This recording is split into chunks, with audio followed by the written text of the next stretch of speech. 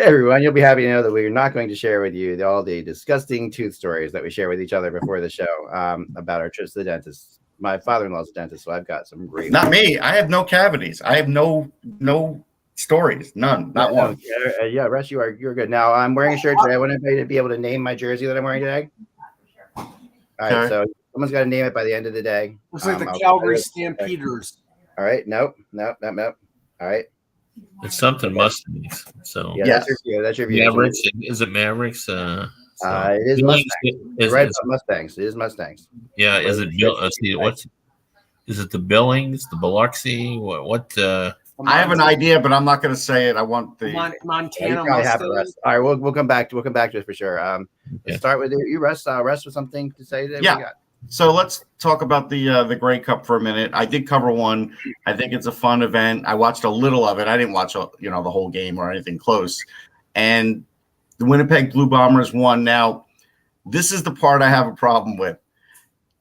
Because of COVID, they didn't have a Grey Cup last year. Winnipeg won the year before. They won this year. It's not 2 in a row. It's just not. I'm sorry. It's like they didn't have a season. It's not consecutive. You can't say they won it consecutive when there's a year in between, even if they didn't play. I'm afraid you can't. Yeah, you can't. If they didn't play. You know what? If during the war years, they counted that in a row when they didn't play. So consecutive, then you got to change the meaning of consecutive because that's not the meaning of consecutive. It's the last 2 Grey Cups that have been handed out. I'm calling bullshit. I think you could call it. I don't care. I think the pandemic changed the meaning of a lot of things, Russ. And I think one of the things it did was it was like basically gave us a time change. Like basically said the time space continuum stopped for a year and a half. So I think anything that happened in that year just doesn't exist. I mean, that's how I. Fair enough. You didn't get rid of the Red Wings consecutive playoff appearances when their season was lost. Right. There you go. That's a great point. That's just the way it goes. I mean, if there's no opportunity for you to do it, then your streak continues to go on. Okay. Vince has it right. I've got a beef about CFL though, and you probably know more about it than I do. But I read just a periphery story about the fact they're thinking about changing to 4 downs. That's ridiculous. They should never do that. Wrong. So wrong. That is so wrong. That's what makes their game different. It is, and it would change the whole dynamic of it. It really would. Are you going to say then that you can do fair catches? That's what I love about that. I mean, as soon as you get the ball, you're under stress. Yes. You've got to get. These quarterbacks got to get the ball out of their hand much quicker than the NFL. Much quicker. Yeah. It's like so I would be very disappointed. I mean, I'm not a avid CFL, but I try to pay attention a little bit because I think it's a fun game. It's just a different game. So no, I agree. I hope they don't do that. Yeah, I know my friends who are Canadian. Our friend Steve would not be happy about that at all. No, I don't like it at all. So no, I have a story about Steve in a little bit too. We're going to get into something about later, but this is the Hamilton Mavericks. No, league Mustangs. Hamilton Mustangs league they play in. I'm going to say the AJHL. No, not sure what it was called because it's a fictional team. Oh, it's fictional. All right, never mind. It doesn't count. This is Dean Youngblood's jersey from Youngblood. Rob Lowe's Dean Youngblood jersey. See if I go back here. I haven't watched it in 30-something years. The best thing about that movie was Cynthia Gibb. No, it's a good movie. That was the best thing about that movie. Hey, Funky said Peter Zezel was in it. I didn't even know that. So was Rick Tocchet. And Tocchet I knew was on film though. Zezel's on film, taking a face off. There's different things you see that. And a young Keanu Reeves was the goaltender. Yeah. The best line of it is when his name is Dean, right? And it's when his girlfriend is it's just a game, Dean. It's just a game. That's there's always a good line that I get from everything, but that's my favorite. It's a line that's become a meme in our family before you knew what to call them. But it's been this thing that's gone on forever in our house. My wife will say it's just a game. It's just a game. Whenever there's the hockey thing that goes on. I mean, I'm not sure Swayze could skate either, but that's a whole other. I don't know if he could either.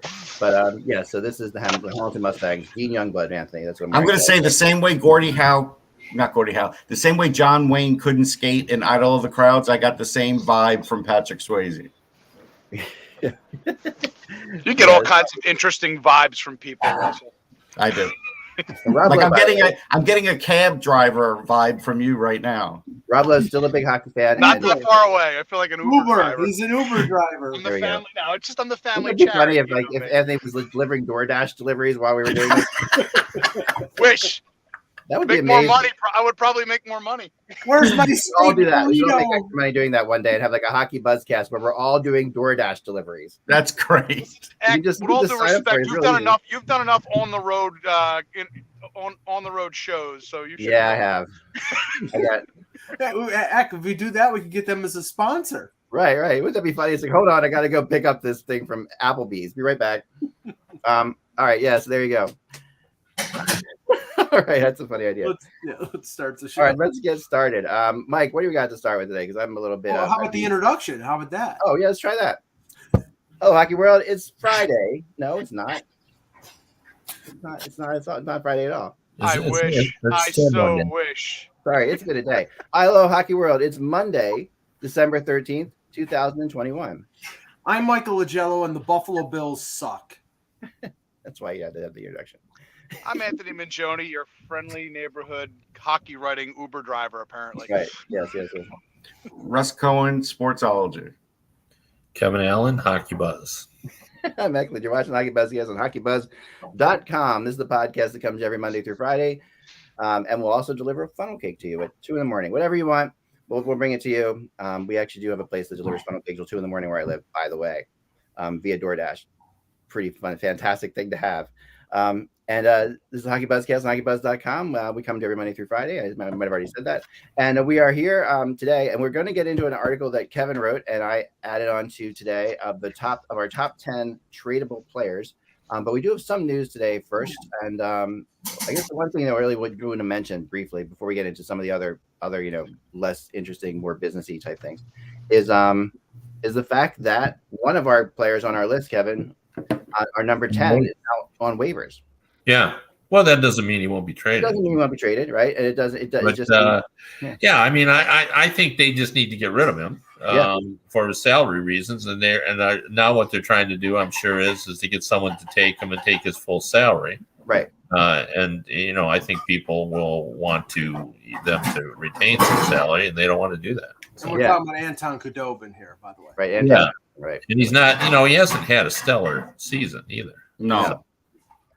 Yeah. So, he's still a good goalie. I would think he has the ability. Yeah, I mean, look, if I didn't have him very high on my list. Although if you're in the top 10, you're still pretty good. But I see him as a veteran goalie that if someone wants an insurance policy, he might be it. But Flamester in the chat said the Oilers will claim him.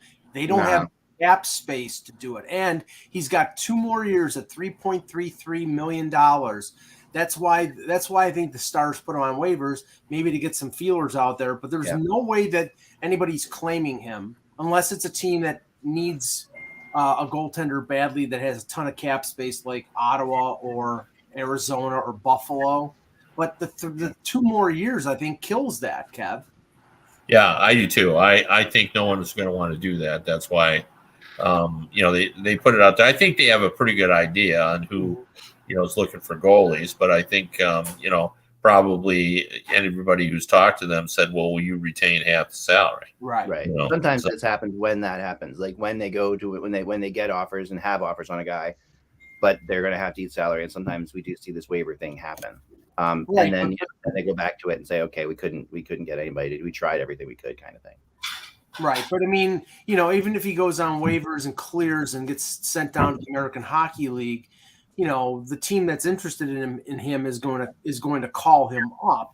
So, unless they're going to retain salary in a deal or take a salary back in the deal, then the point is moot. So it's interesting that this happens a couple days after the Ben Bishop situation was finally resolved, Russ. I know that you were sort of, I mean, as soon as I saw, what was it, Thursday or Friday, when he lets in 8 goals on 34 shots in an AHL game, I knew he was done. But yeah, but I didn't know if he was going to say he was done yet after just one appearance. But I guess just because of the 14 months that he, spent trying to get back into goalie shape, I guess that just did him in. So I get it. Yeah, I admire the effort though, and I think definitely. I mean, I think that was one of the things I saw on social media. People were saying, "Hey, look, he could have given in a long time ago." Yeah, but he decided, he would give it a go and really did try to come back. Yes. By all intent purposes. One thing I want to bring up about lists now, and I went and I looked at all the different lists, and they're all way different. Well, it's because we all look at it differently in terms of whether or not to put people on who right now aren't available. Like I'm pretty convinced that right now, if you called based on what I've been told, if you called the Chicago Blackhawks right now and try to get Marc-Andre Fleury, they'll say, go away. Right. They're not interested in trading him right now. Right. I had a real difficult time sorting out whether to put like Hurdle on the list, or Rust on the list, or all these UFAs, because you're sorting out two issues. You're sorting out the chances of them re-signing with the team, and whether or not their team would be willing to give them up. Like Johnny Gaudreau was a great example. Right. The Calgary Flames are a good team now. So are they going to trade Johnny Gaudreau? Well, if you've listened to Mike Agello, he says you got to trade him because then you'll get nothing for him. But, if you're trying to win, you got to keep him. You can't even consider that. He's what you would categorize, or what Darren Drager would categorize, which I hate the characterization of, an own rental. It's like, you're in contention, so you can't trade him. Yeah. But, okay, so if you're convinced that after the season, before July 1st, you can re-sign him, then go ahead and they're not going to re-sign him though, Mike. He's just going to walk for, he'll get traded for a draft rights, and that's dumb. it. To me, I'm not. Listen, the one thing about own rentals is if you're going to keep him, and you're keeping him because he's obviously one of the best players on your team right now. He's doing really well, and you have success with him. That can change those optics of like whether or not they re-sign him or not. It's hard to sit there and say that they're not. If Gaudreau takes them to on a cup run, we say this every year, Rick. The odds of Johnny Gaudreau staying are slim and none, and slim has just left the building. Yeah. But and I'm not quibbling with anybody on Kevin's list. But what the funny thing is that the guys who are probably on the top 10 of the most tradable list are probably guys that hardly anybody wants. Like, for example, somebody on Buffalo who's a UFA at the end of the year, like Colin Miller, is probably somebody who's one of the most available players. The problem is nobody wants Colin Miller the way he's playing right now. And players who are valuable, like a Thomas Hurdle, he might be available if San Jose drops out of the playoff race, and I think they will, because I never thought that they were going to be in the playoff race. But the guys who are readily available right now, I think, are the ones that have the least amount of value, and the teams are probably going to ask for a third, fourth, or fifth round pick. So those are the guys that probably get moved first. Yeah, I also think a lot will depend on how they play as they move forward, because the value of guys is also based on their value, their body of work. Right. Colin Miller has played well in the postseason, even though he isn't playing well. He's still playing a ton of minutes, isn't he? Yes. Yeah. So, guys that are playing a ton of minutes usually get moved. Right, and he's a right hand shot, so that commodity is valuable. And if you get decimated with injuries, for example, that's another thing. If there's an absolute screaming need and you need a veteran to fill out your bottoms, your bottom pairing, or even above that, potentially second pairing, you as Kevin indicated, his experience, teams will look at it and say, he may be looking terrible in Buffalo, but he'll look a lot better on our lineup. And the reason I bring his name up, Anthony, is because A, he's a right-hand shot. B, where did he play junior? Sault Ste. Marie, and he's a right-hander. And who's going to be looking for a right-handed defenseman for the deadline? the Toronto Maple Leafs. So mark my words. Is he going to end up being your new Mark Morenson? No. Ooh, wow. No, nobody's that bad. He's like the new Montour. We have to bring this up because I think if it happens once, it's unique. It happens twice, it starts to be a trend. Happens 3 times, you start to worry. And today, the Calgary Flames and the NHL. The NHL shut them down for 3 games for most of this week. One of the games is against Toronto, or was against Toronto on Thursday, because 6 players and a member of the team, the staff, are in COVID protocol. And Kev, I know this is a mantra that I've been saying for like 2 or 3 months, but as it piles up, as the cases pile up, and now the 3rd team that has had games canceled. After the Board of Governors meeting, as I know that Bettman said, well, it's up to the players. Well, it is. It is up to the players. It's up to the players. At a certain point. No, at no certain point. At no certain point. It's up to the players. The NHL is like treating the players like a teenager. They're not going to go to war over this. They're going to just let players. They made the promise. They're going to let them do it. But players may decide. I mean, I think it is true. I've said all along I thought they would go. But I think, as more and more things happening, I think the 5-week thing has really raised a big flag. Although, as again, I point out that someone said that even though he didn't know whether this was going to happen, his thought was, well, why wouldn't we just get a U.S. plane and load it up full of athletes who are quarantined and get a volunteer pilot and co-pilot? And I don't know if I was that someone, Kevin, but that's what I think is happening. I don't know if that could. I don't know if that could happen, but I was just. Wait, hold on one second. I did talk to somebody in the NHL about this because I did want to find out what was going on with this. Thought about that concept of that, if that was a they don't know. They don't know. But they also said it wasn't an impossibility. And I said, can you at least tell me if there's just no way that could happen? And they said, no, we think that could happen. We don't. It's up to the players. They're going to the players, right? But that could happen. The players could make that happen. Yeah. Well, the problem is that I was told is it could be Chinese law. Right. It is law. No, the 5 weeks, it is a law. Yeah, and that's what I'm saying.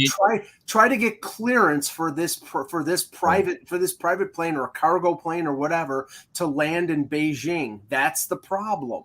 But I was just listening. I was just listening to SiriusXM, and Shane O'Brien now thinks that the players will back out. Most of them will back out because he doesn't think that they're going to put this above the regular season. And he said that now that he sees with Calgary and everything else, he really feels like players are going to back out now. Yeah, and I think he's right. Yeah, I think there's a good chance. Could the NHL go to the players and say, hey, you're backing out. We appreciate that because we do think that's, we know you're thinking of us as well. We know you really want to go. So here's the World Cup of Hockey 2022 in Toronto this summer. You can't sell tickets in time. They won't do that. Yeah. The World Cup of Hockey is a pale comparison to the Olympics. It is, but these guys, are they going to? Some of these guys, if wait another 4 years, they won't be in the Olympics. I think they'd scoff at that. So, just in terms of it's just not a comparison. So. If the players say no, though, don't you think this can happen? I'm not saying. The only positive. NHL throws this as an instead out there. I'm just saying that the NHL says the only positive of the World Cup of Hockey is that the revenue would be split between, the IIHF and the NHL and the players. So there would be some. But that's not the reason. That's not the reason why they're all hell bent on going to the Olympics. They're going for national pride. They're going for gold medal, and I know you know that. I'm just saying. And the players complained about the money the last time for the World Cup of Hockey. Like they weren't thrilled with what they got. Right.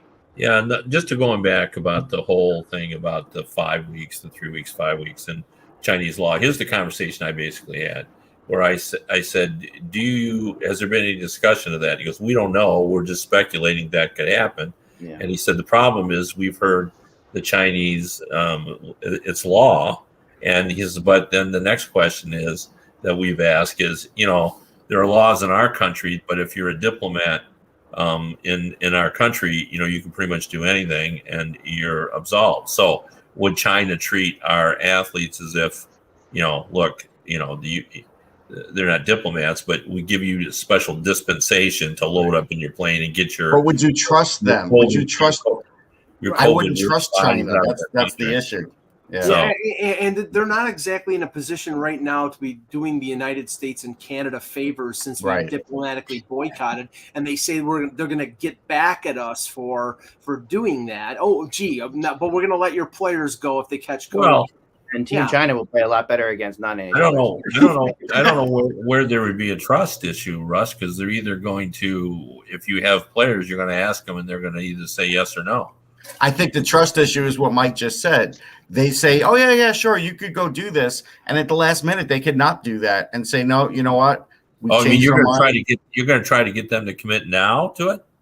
Well, I mean, they're not going to do that. They're not going to. Well, when are you going to get them to? When are you going to get them to commit? The first date, the first line in the sand is January 10th. Are they going to commit then? What I was saying is they think they're going to get there, and if they have people, they're going to say to them, we're going to take them home and see what happens. So I don't think unless there's a guarantee, I don't think they're gonna go. That's. I think you're right, Mike. And I think you will this into existence with your negativity. How about that? Let me tell you that right now.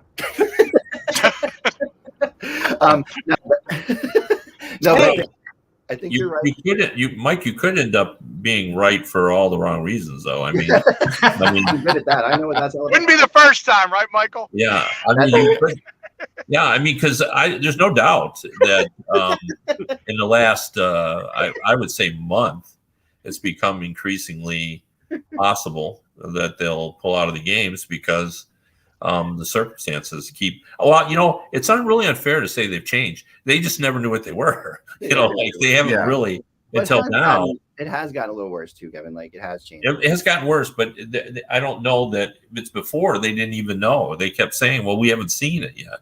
So now they know. Mike, you have that on your Twitter profile. Mike, on your Twitter profile, it has to say Michael Jello, right, but for the wrong reasons. Anthony, my favorite saying is even a broken clock is right twice a day. Oh, there you go. Yep. And mine is I'd like to agree with you, but then we'd both be wrong. So here we go. That's my favorite saying. So at the end of the day, I think we're going to see a negotiation now, like a little bit about this 5-week thing. I think we're going to see some of that now. But when you think about it, does it behoove China to have the NHL players there at all? I mean, really, it doesn't make any sense. Do they care? Oh, they do care. Yeah, they care. I mean, it just makes it a bigger event to have celebrities there. It just it's the prestige of it all. Because same thing before. Is there any negotiating power here from the NHL?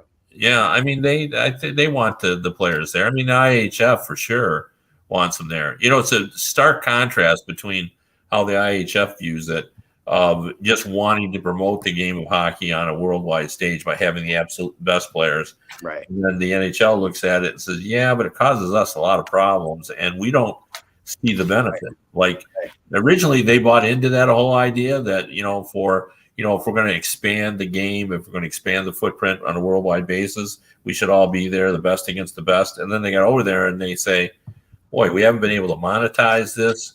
It's really inconvenient for us. It's a little specious, that reasoning, because when they were into this in the beginning, the NHL wasn't nearly as big as it is now. So the NHL has gotten bigger, and whether or not the Olympics had anything to do with that, or is Bettman or whatever, or who knows, or but whatever. There's nothing they can quantify. Right, it's hard. It's impossible to quantify that because you can't separate that out. How many times have you seen the Sidney Crosby goal? Yeah. On video. I think I've seen it maybe twice since it happened, and that's true. Because more than that. I don't know. Maybe I'm not. Because Hockey Man Canada every intro on Hockey Man Canada. No. There's that one where at least it's on the you hear the voiceover. Yeah, you hear the voiceover. No, I'm talking about maybe the voice, but they don't have the video. They don't have the rights to it. Yeah, they don't have the rights to it. Yeah, it's an IHF. No, maybe I'm wrong. But that you're right. Maybe they haven't monetized that enough. That's interesting. Yeah, it's just. I mean, really, I think it's when it comes down to is the NHL really hasn't been, and they're correct in this, really haven't been treated well. No. It's their players, they're loaning them, yet they've had a hard time getting credentials, had a hard time getting their owners into the games. It seems like a reasonable request. Well, it's funny, Kevin, how well the NBA has been treated by the IOC when it comes to things that bother the NHL about that they don't get the rights, and it's because the NBA is, I guess, has greater more. They have a greater footprint there. You have more players. They've made inroads there and for that sport in a way that they have their own league. Again, you have your own league that's there versus, obviously China. Basketball is so much bigger. Yes, it is. That on the world stage. And I know it's never going to change. And I know it because it makes too much sense. This wouldn't be a problem if they would just move hockey to the Summer Olympics, because it wouldn't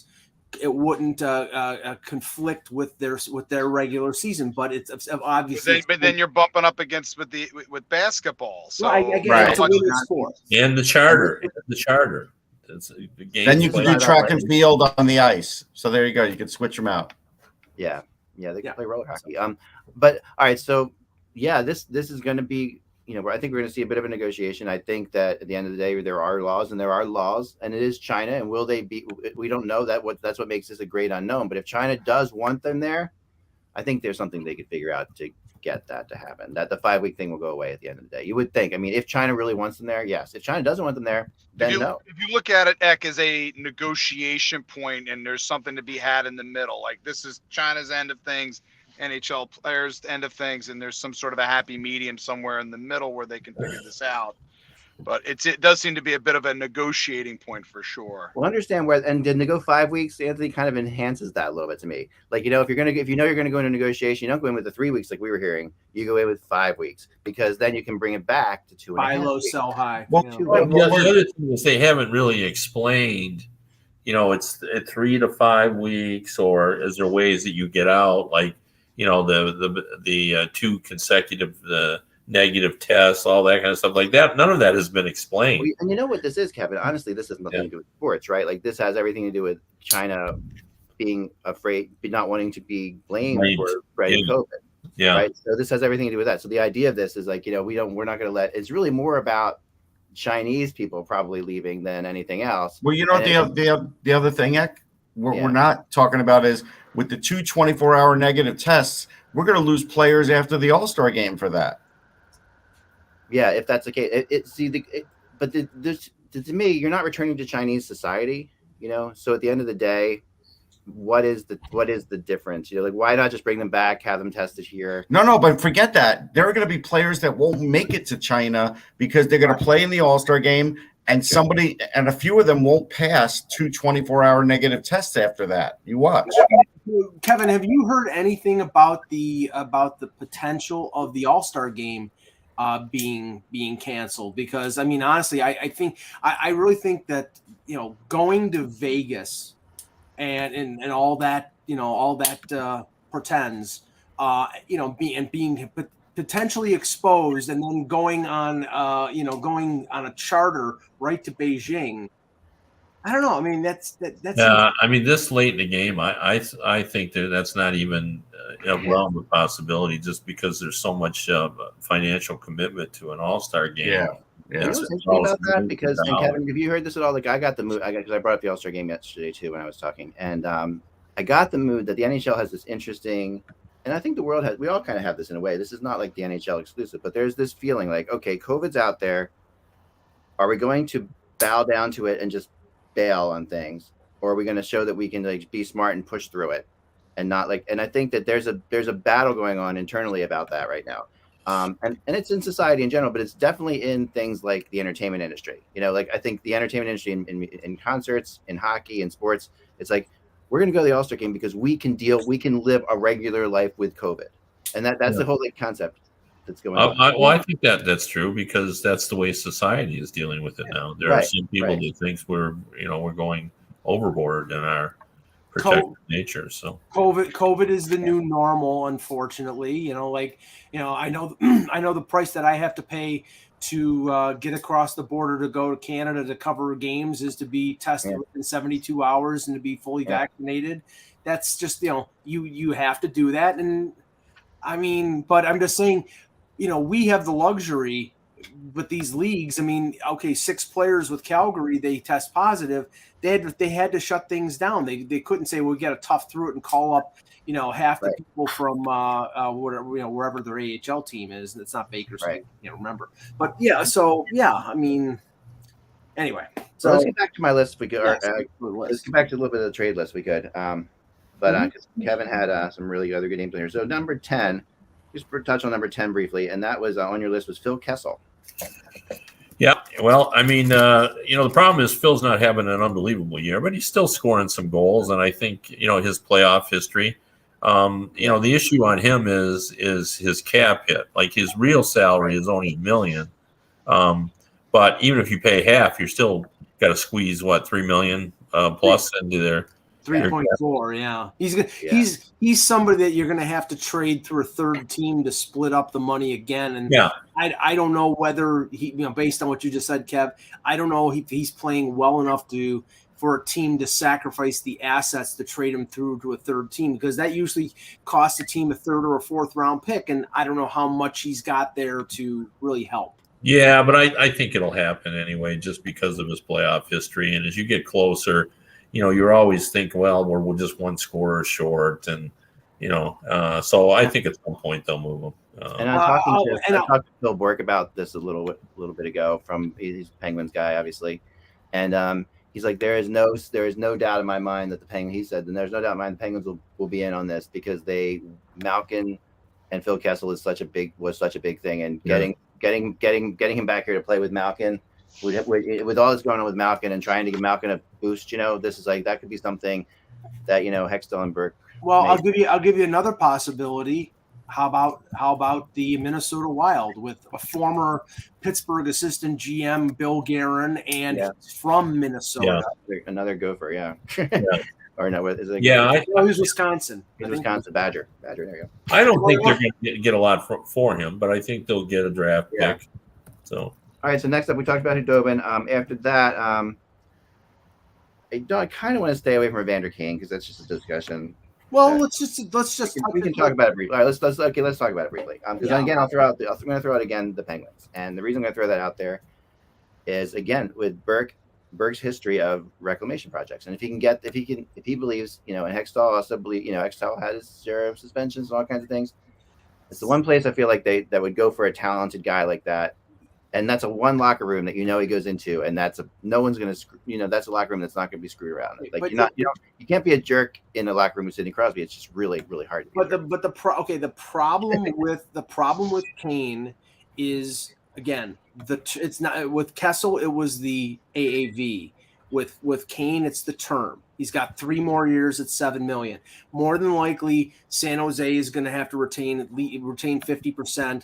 And, again, a team like Pittsburgh, who's probably close to the cap, or a team like, maybe the Rangers got the room rust. But, is this somebody you'd have to trade through? And the third team is not going to want to have a cap hit for 3 more years. So that's the issue. If it's a situation where Evander Kane gets traded to someplace, and we're going to treat this as a rental, and then after the year, we're going to buy him out, and we're only going to be responsible for 25%, then you might find some team that's interested. But then San Jose gets the cap hit, and it spreads over 6 years that on a buyout, and it's not in their control unless they make an agreement beforehand. So I don't find a way out of this other than San Jose buying him out at the end of the year. Well, we don't know for sure, but we do know that there were 6 scouts that signed up to go to the Barracuda game, and maybe they were there for other reasons, but I'm guessing some were there for Evander Kane. So who were there, Kevin? You had this list. I can pull it up on the list here. You have. Yeah, pull it up. It was the Penguins, Red Wings, Maple Leafs. Yep. So you have the Red Wings, Bruins, Predators, Penguins, Maple Leafs, and Stars. Yeah, and I can tell you right now with the Leafs, their gaping hole up front is on the left side, and Evander Kane's the left winger, and they do believe that they believe their locker room is strong, but I also believe that it would be a 1-year rental situation, meaning if only they got him at 25%, and then they'd buy him out at the end. Well, if you could get him, I mean, he's averaging over the last 5 years, or maybe it's 6. I did the math. He's averaging 26 goals and 100 penalty minutes. Oh, Yeah. this play on the ice is not in dispute. So the cost of that, if you had to pay half, would be what, 3.7? What is he at? 7.4? He's $7 million, so it'd be 3.5. 3.5. So that's a pretty reasonable buy. So if you aren't worried about his conduct and you feel great about the strength of your room, that he wouldn't be disruptive, that's a pretty good value for a guy that's. But Kev, honestly, do you really think that there are teams out there that are not worried about his conduct after his what's gone on in Atlanta, in Winnipeg, in Buffalo, and now in San Jose? I can say, having covered the league a long time, that there are general managers who simply don't care what you do off the ice. They want to know, what are you doing for me on the ice? You're right. That is certainly true. We know it's true. That shouldn't be the case, but it is. But you should listen to a San Jose Sharks locker room that want nothing to do with him. I mean, that's the one thing. If there's anything a general manager should listen to, that's something that should be listened to. All five of us agree that, but we're not sitting in a GM chair. I would say this, Kevin, is that certainly I would think maybe general managers of a certain era, or at least currently still running teams, may feel that way. Yeah. But I do wonder about the sort of in an age of social media and how things and how blowback can get bigger than they maybe can perceive or expect. That does maybe become an additional factor of whether or not they would take on Kane. Yeah. All right, let's go to number 5 on this list, because this is a really interesting one, and that is Nick Leddy. Yeah. And Rebels don't want to trade him. I struggled with it to put him on, but at some point, they're going to have to make a decision on that. They want to stay competitive, but they're not good enough, and they know they're not good enough. And he helps them. They will really struggle without him. They basically have 6 defensemen who make them competitive, and if they traded him, it would be bad. And Yzerman has to wrestle with the idea of how competitive he wants his team to be for the younger players. Do you want Seider and Raymond to play on a team that simply isn't competitive? Because they need Leddy. I mean, the best way to describe him is the puck goes into the Detroit zone, and when he's on the ice, it goes out of the zone. Right. If he's not on the ice, sometimes it stays in the zone. And you should learn from teams like Buffalo, who have traded away these kind of guys, and they've floundered because of it. They've had that situation where a guy on there is, at least helping them be competitive. Yeah, he can still skate. I don't think he's had like a great season. I think he's been average for Leddy. They're struggling with it. So once they make that decision, I think people will jump at it. But Kevin, do they value Nick Leddy as a sort of a mentor, sounding board for a lot of the younger defensemen on the team? Yeah, they do. But I think they feel, because I've kind of heard this, that they're sort of looking around. There's some thought around the league that, and this would go against the way Steve Yzerman operates, but this guy's a special player, and I'm talking about Edvinsson. Mm-hmm. If they decide to fast track him next season, which some teams, now no one from the Red Wings has said this to me, but some teams around the league have a feeling that's what they're going to do. Right. If they're going to do that, what people are saying is Yzerman's been asking around about, he wants to get another defenseman, a veteran defenseman. He's willing to pay for it to get it, to play with Edvinsson and Seider and Lindstrom. Yeah. And if he does that, he may trade Leddy, because I don't know. I think Leddy's not perfect in that role. Like, he's pretty good, but I think Yzerman is looking for something even a little better. And the guy on your list that is better it could be that guy actually coming up. And the difference, Zach, between the Detroit situation and Buffalo is Buffalo knew Reinhart and Ristolainen were not going to re-sign. It was almost 100% guaranteed. Oh, yeah. No, I'm not really talking about those guys. I'm not talking about those guys. I'm talking about other players that have been serviceable, but have been UFAs that they've just gotten rid of when they were, they didn't get a whole lot for them, but they ended up affecting the fact that, your young guys didn't have guys around. Those guys, I know they wanted out. But the guy I really liked on your list a lot was who you put at number 3, which is Mark Giordano. Yeah. And then that's a guy. If I was Eiserman, that's somebody I would look at. Like he's going to be a UFA, and he could come in, and that's a great influencer. Well, the interesting speculation about Giordano regarding where he could be traded is I heard a couple weeks ago that he might get traded back to Calgary. Yeah, I've heard that too. Yeah, and I heard Calgary and Edmonton could be in a bidding war for him, which is really interesting. Like that, you have two, that the Battle of Alberta lives on in the Mike Giordano sweepstakes, possibly. Well, how much would Calgary fans hate the Kraken if they traded him to Edmonton? Wouldn't that be awesome? They would boo the Kraken every time the Kraken came. Okay, it'd be great. I have long said, Edmonton needs to upgrade their defense. But honestly, if you're talking about Ken Holland's wish list before the deadline, if a goalie is not number one on that list, oh yeah, I mean, come it on. is. But I think now another team and a couple teams that's interesting with Giordano is Florida. To look at Florida as a possibility for Giordano. Kind of surprised by this, but I did some checking around, and this is a place that Florida has cap space, and especially if they're in a situation like where this is an expiring contract, you bring him in as a veteran presence on the defensive end, they're right there, and Giordano feels like a guy that Tampa would get, like he just feels like every time. It reminds you a lot of David Savard from last year. Just like that.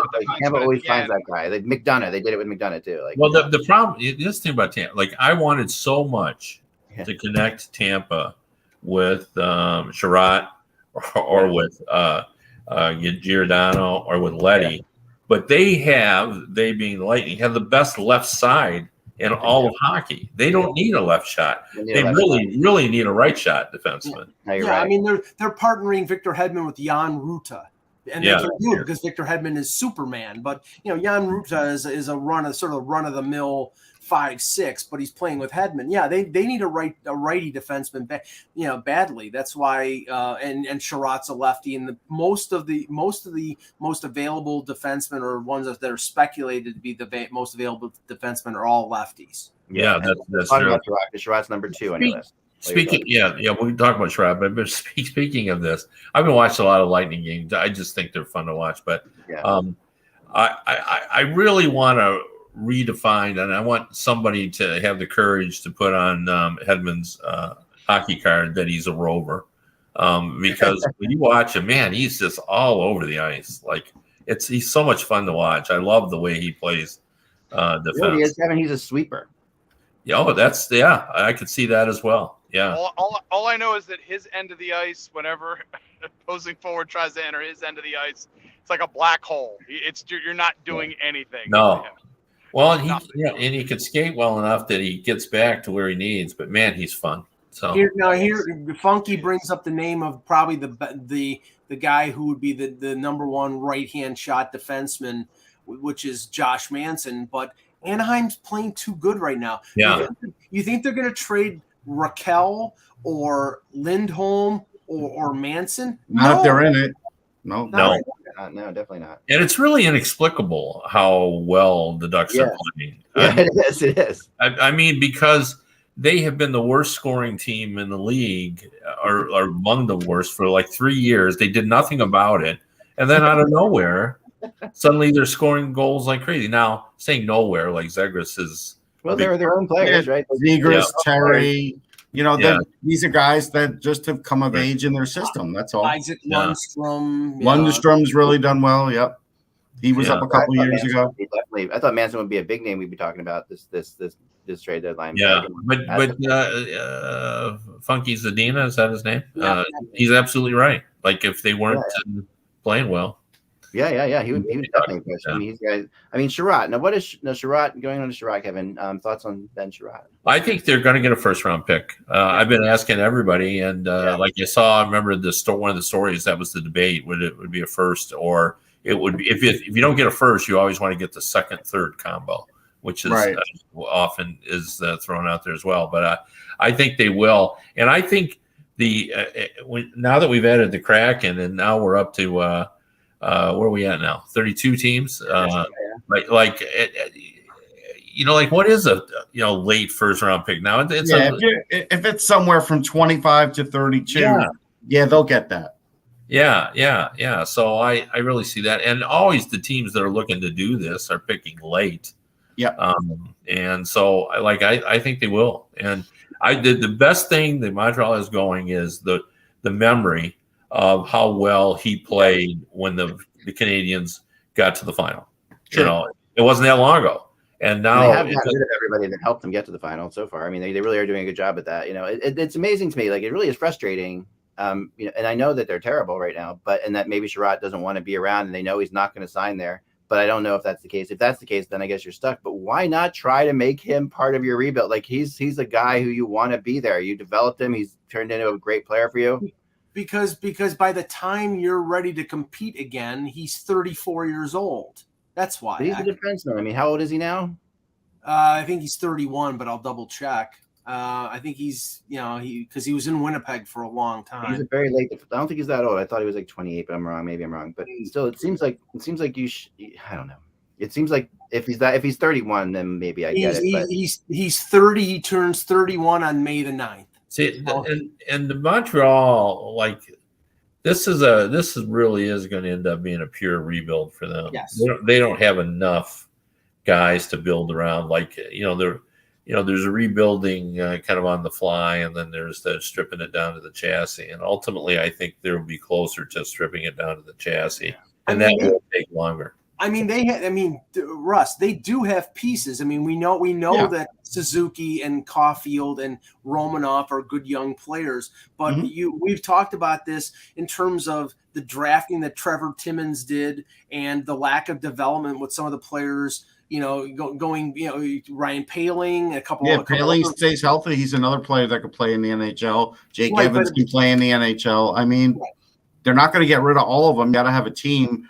I do think some of these, older spots or UFA guys, they'll go, no question. But I don't think Montreal will be that bad for that long, because I also think Caden Primo's a 1B. And so, if Carey Price comes back and says, hey, I'm good for about 40 games a year, I think Caden Primo could handle the rest. But what if Carey Price says, I'm not interested in a rebuild at age 34, get me the hell out of here? They'll trade him, but he won't do that. I don't think he will. I mean, one of the things in my notes I forgot to mention is that Sam Bennett and Giordano are good buddies. I was told this, and Bennett could tell, because he could be down there in Florida pushing for, like, hey, this guy, he's just a great teammate. He's a great teammate. They all know Giordano. He's a good guy. Bennett has a big influence down there, right? He's done a really good job. They really like him. He's one of the guys who is very vocal in the room. He would be like an easy transition to bring Giordano into that room and be like, and not have to worry about him being like a, too big for the room type guy, because he's not that way. That's not the way Giordano is. Number one is, of course, everyone's favorite, Marc-Andre Fleury. We've talked a lot about him, where he could end up. Like you said, Kevin, they're not trading him as of now. Yeah, he's unavailable, but I think you got to put him on there, because ultimately there has to be the talk with Mark. Yeah. And there should be, it's owed to him. It is. He's been such a good guy and a good citizen. And so you go to Mark and say, Mark, what do you want to do? That's the conversation. It should be totally up to him. Where do you want to be traded if you do want to be traded? And then you go to them first and say, if it's Colorado, you call up Joe and said, Mark wants to come. You want him. Yeah. I'll give you only because I didn't hear it. Was Rasmus Ristolainen on the list? He's not on this yet, but there's 11 to 20 are coming. So this is 1 to 10. Okay. He will be, because there's always a possibility of that. Now, today on the wait. I'm not done with Giordano with Fleury yet. Mike. Well, I know. I was just going to go ahead. Connect it to, because you mentioned Colorado, or we were saying Colorado waived Jonas Johansson. He got claimed by Florida, so that means Pavel Francouz must be healthy, because they wouldn't have put him on waivers. He's made a few starts already, I think, for their Colorado Springs. So I mean, the question with Colorado is Kemper. Can he stay healthy? And I know that's something I bring up all the time, but he keeps getting hurt. Every year he gets hurt. No, he does. It's tough for a team to depend on the guy. This is a team that went through and had Michael Hutchinson in Game 7, so they're going to be worried about a goaltender being healthy. No, it's legitimate. I mean, you should be worried about him. and especially with your track record of willing things into being, Mike, lately. I think I would really be worried if I was Kemper. Mike, You're like the ii. You're like the ii of hockey. Mike's manifestations. Yeah, like you're a lemur. You're like the ii lemur. Mike Stradamus. Yeah, it's very. Oh no! We can't go that far. Mike points that finger at you. You're, look out, that kind of thing. I would. Wouldn't you love having Mike Cagello as your assistant coach? And he calls this, and he's saying, "I'm so angry with you because you get hurt. You get hurt, and I'm so angry with you." Not that you can't play. Not that you can't play. But I'm angry because you get hurt. But I'm healthy now. Now you're going to get hurt. Yeah. I'm healthy, really. No. I know you're healthy now, but that's short-lived. All right. I'll give you a name on Marc-Andre Fleury. I don't know why I feel this, but here's a bizarre one. I had this dream like a week ago that Robin Leonard was hurt and Marc-Andre Fleury ended up back in Vegas. If Robin Leonard went down, oh yeah, that could happen. Now that's a manifestation if I've ever heard one. Yeah, right. And Vegas is in the entertainment business. Right. And boy, wouldn't it be entertaining if Marc-Andre Fleury went back to Vegas. So, I don't know why. I'm sorry, Robin, if anything happens to you now. You're a wonderful person. I don't want this to happen to you. All right. So but the other name that I want to throw into because we all talk about Edmonton, Colorado. It makes sense, right? Both those teams definitely. Edmonton's where I feel like you'll never leave, but we'll end up. It just feels right. But Minnesota is a team to look out for with Marc-Andre Fleury. And I know we sit there and they say Cam Talbot is, the guy and everything like that. I don't. They went hard after Marc-Andre Fleury 2 summers ago before they signed Talbot. Right. And they were really frustrated with the way McCrimmon handled the negotiation. They thought they had it. They actually thought they had it at one point. And I know this one's a very good source. So I think, Minnesota's history. Why would they rock the boat? Things are going good. Like, why would they do that? Because, well, first of all, Guerin and Fleury obviously have a relationship, right? And they know each other. Guerin knows what Fleury's all about. Secondly, the history of the Wild has been a demise of goaltending in the playoffs that is just like epic. Like sometimes not just a bad goalie, but sometimes both goalies getting hurt or whatever. Manny Fernandez. They've had so many times when their top goalie gets hurt, like right before the playoffs or what have you. Jose Theodore. I feel like we're in a Stephen King movie now with Anthony. Yeah, I know. At first, Anthony looked like he was being pulled over by the cops because he saw the red lights. Now it looks like he's fine. I'll turn the camera off. Darn it! What do you want? No, I like it. We like it. No, it's fine. I like it. Now it looks like a scene from The Dark Knight Rises. Wait, anything any of us are bringing in. Like my eyebrows go up when I get the brake lights in my face to make me look real demonic. Yeah, no, I do have 2 more. I do have 2 more too. Okay. I mean, Zdeno Chara. He's going to get traded again, and Cal Clutterbuck. I could see somebody wanting him with the numerous amount of tough guys that have moved around. Well, I can see him going too. I don't know the answer. They're both UFAs. Okay. Yeah, Chara's league minimum $750, and who was the other one, Russ? Clutterbuck. Clutterbuck, I think, is making like in the 2s, maybe. Yeah. That might be. They would have to retain salary for Oh, that. I think Clutterbuck would go. He would go in this market right now. He'd go. He's $3.5 million. Well, they'd have to see eat him some. as that if you're looking for a sandpaper player in a playoff atmosphere, I could very easily see Cal Clutterbuck being attractive to somebody. Now I could see Minnesota taking him back. Yeah, well, how about the price was right? Has the bridge been burned by Chara and Boston? Yes. Okay. Yeah, I believe it has. Yeah, I mean, I'm with Russ. It'll be a Bruins alumni game the next time you see him in a Bruins uniform. There you go.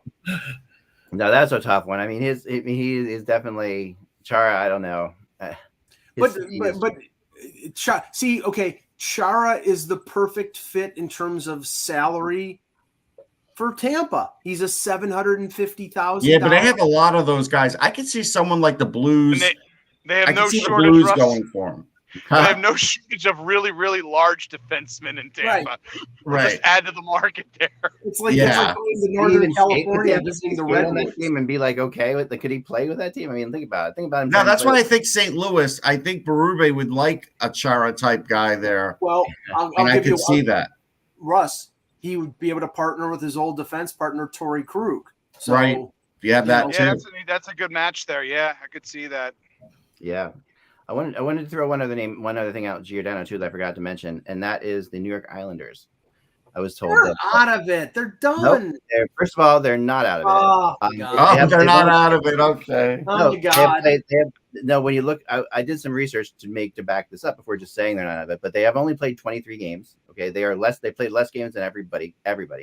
And if they were to win those 3 games, they're suddenly only like 4 back of the playoff spot. They're really not. It's not a team where you're suddenly saying that the Islanders are crazy out of it. But what are the odds they're going to win those 3 games? Like, you talk about those 3 games like they're in the bank. What are the odds they're going to win 3? They can't. They just won their first home game. Were they to make an early edition of Mark Giordano, not a trade deadline acquisition, but an acquisition sooner than that, like a player like one of these, because what we've realized, the Nick Leddy loss has been important to them and stuff like that. They need a transitional defenseman to add to their team. So trade a young player for Giordano, and then when they don't make the playoffs, then it really pushes them into the. If you're not going to trade a young player, then you might as well start rebuilding, and I don't think they're ready to do that. I'm bringing this back in honor of this suggestion. I mean, Ek, I would say this, Ek.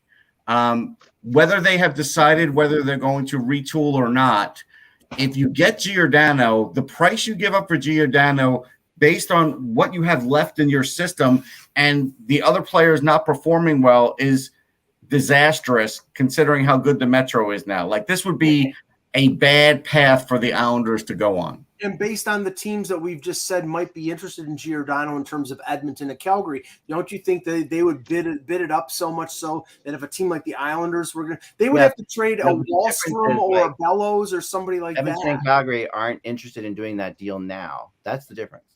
Like, the Islanders might be interested in doing it now, and that changes things. That it's a different trade if it happens soon, and then waiting till right for a deadline. I mean, the Islanders have to pick up cap space and all that crap. There'd have to be things that would have to happen. Like, maybe they'd have to trade Chara back to Seattle. Who knows? I don't know what they'd have to do, but they'd have to come up with something that would make. Well, Chara, I think has a no move or something. I think he has a no move. So he's not going to Seattle.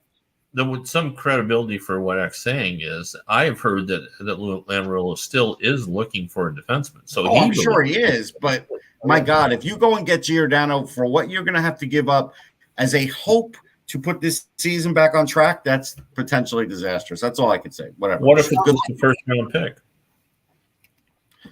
They can't afford to give up a first round pick, the Islanders. My God. Look at all the defensemen they've hemorrhaged in the last 2 years. Look at where this team is heading.